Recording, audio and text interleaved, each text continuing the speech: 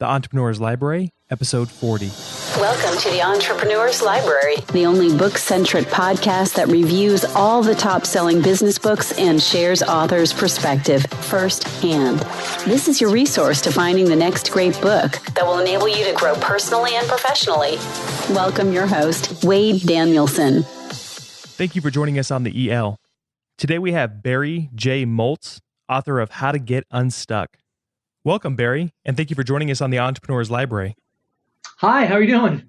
Great, very good. Will you take just a moment to introduce yourself and tell us just a little bit about you personally? Sure. My name is Barry Moltz. I work with small businesses to get them unstuck. I've had 3 businesses over the last 20 years. The first business went out of business. The second business, I was kicked out by my 2 partners a couple weeks before my first son was born. And the third business, I was lucky enough to sell it in July of 1999, pay back the bank the $1.3 million I owed them. And my wife, Sarah, tells me I got her back just about the same time. Oh, wow. Well, that shows that you have huge credibility with what we're going to talk about today. So thank you for sharing that. And now let's jump right into your book, How to Get Unstuck, which was made available for purchase on March 17th, 2014. And Barry, we're going to move fairly quickly, but we're really going to go through some of the questions, the top questions that our listener/reader want to get answered. And let's start off with the first one, which is, what was the inspiration behind writing How to Get Unstuck? I think there are a lot of books out there that either focus on one specific area or they help startup entrepreneurs get their company off the ground. I think what happens is that a lot of people start a business, and after 2 or 3 years, the business really, Wade, isn't where they thought it would be. I mean, they're making just enough money to stay in business. They may be making almost as much as when they were working for somebody else, but the business isn't quite where they thought it should be when they started 2 or 3 or 5 years ago. And typically that's because they're stuck in usually one of 5 areas. And what I do is I identify really the top 25 things that are going through their mind where they're stuck, and really how to get them unstuck, what actions they need to let go and move forward. Okay, very good. And what would you say makes your book different from others regarding the same topic? Well, it's very much of, here's the problem, here's the answer. Here's the symptoms, here's the answer. So it's very much a direct type of thing, not a lot of fancy models, not a lot of philosophy. It's, hey, does this sound familiar to you? If it does, here's what you do. If it doesn't, move on to the next situation. Now, with that being said, Barry, how would you choose for the reader to engage with your book? Is this a start from the beginning and work your way through, or is this something that they can use as a resource and kind of jump in, jump out? Yeah, it's my resource. What you're supposed to do is look at the table of contents. It has 25 situations, 25 questions, 25 statements. If that fits for you, go to find the answer. If not, move on to the next one. Okay, very good. So Barry, we're on to my favorite part of the entire interview, and that's where I'm going to hand over the mic and really allow you just to, obviously you've worked hard on this book, on your creation, or what we call your baby. So really take us through from beginning to end. Give the reader an excellent idea of what your book is all about. Yeah, it revolves around 6 major areas where people usually get unstuck. The first one is sales and marketing. The second one is management leadership. The third one is money. The fourth one is productivity. The fifth one is social media. And the 6th one is customer service. Now, typically people are stuck really more in one area than another area, or they need to get unstuck in one area first before they get unstuck in any of the other ones. And places where they're typically stuck are, for example, they treat their business like it's a job. They're so desperate to earn money to support their family or to pay for their employees that they say yes to anything customers want. And as a result, their business just drifts along. And the solution here really is that you've got to really decide what business your company really is in. Try to stick to that niche. Think about the pain that you solve for customers and then go solve that pain. Don't get too diffuse. Don't get too all over the place. The second area where a lot of people get stuck is that they think that their latest windfall will really last forever. A lot of people think, well, I was successful over here. I guess I think I have the Midas touch. And once financial success comes, they think they have this magic formula, and they begin to surround themselves with yes people because their ego gets in the way. And the solution here, Wade, is that you've got to make sure that you hire people that are complementary to you with an E, that are willing to collaborate with you and always not tell you exactly what you think. The third area where people get stuck really is in this idea that they let today's emergencies dictate their plan. They start their day by checking Facebook and LinkedIn and Twitter and email, and their daily plan about what they're going to do, it falls apart 15 minutes after they arrive at the office. In fact, they're addicted to multitasking and constantly let other people interrupt their day. And in fact, they're addicted, in a sense, to interruptions.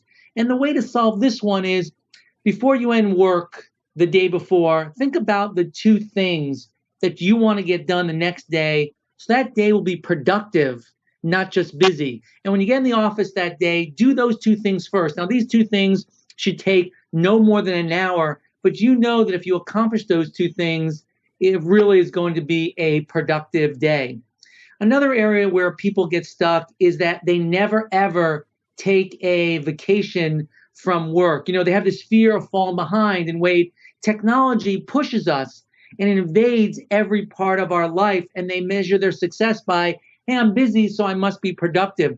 We know that people burn out. And you've got to take time during your day or at least your week to be able to recharge and leave technology behind. So there should be either times during the day or places in your day where you don't let technology or your business enter. Another area where people get stuck is that they think that being successful in business is all about taking dangerous risks instead of calculated actions. They think they look at Facebook and Google and WhatsApp and they think, wow, these people took incredible risks. And what they end up doing is they end up wasting resources by jumping in without first testing the water. And these courses, make them feel great. It satisfies their ego, but it really doesn't help their business. The key here is to take patient interim steps. Take an action, evaluate the results. If you fail, learn what you can, then let go and move on to give yourself another chance of success. Another area where people get stuck is that their customers can't find them. They're marketing in places and customers can't find them when they're ready to buy, because we have to understand that we actually can't sell anything to anybody. We've got to be there when people are ready to buy. Their business never gets into what I call the proverbial maybe pile. Typically, consumers, B2B customers are considering three sources of vendors to satisfy what they need. If you never become one of those three, you have no chance of being able to be chosen, for that piece of work. So you got to figure out where are customers shopping, where are they looking for what you're buying. Another area which I think all the time people get stuck is that they hate sales. They let their fear of rejection stop them from selling. They're afraid of the word no. So what happens is they take a lot of maybes. And what I have found is that what we have to understand is that they don't want to do sales, so they hire inexperienced people to do the sales.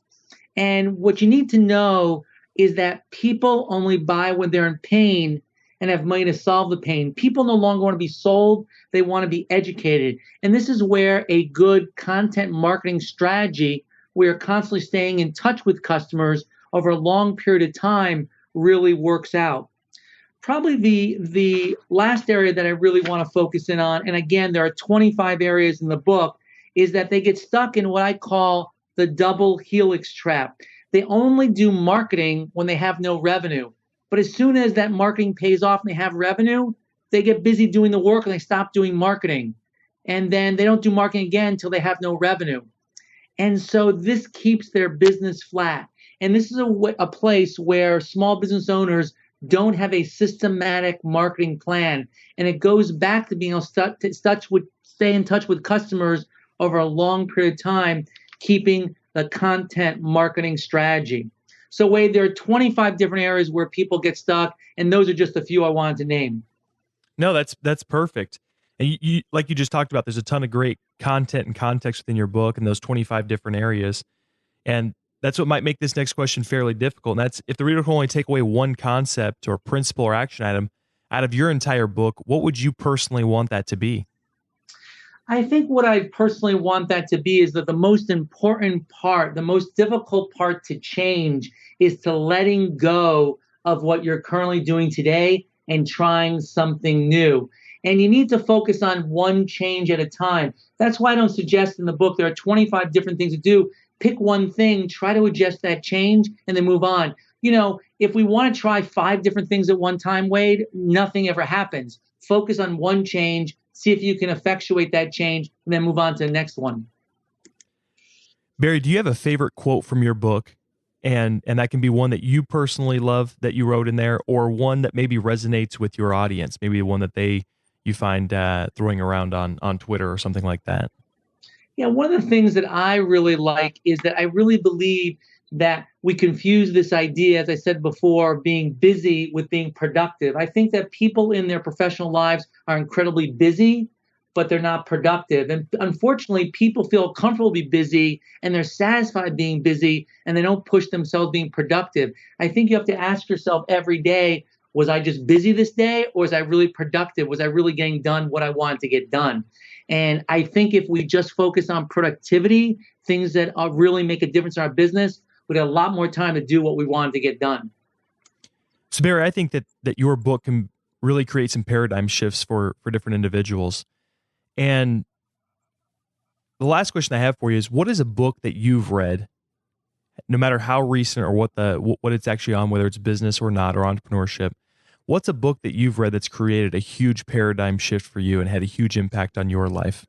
Well, it's a great question, Wade, because, I graduated from college and I went to business school.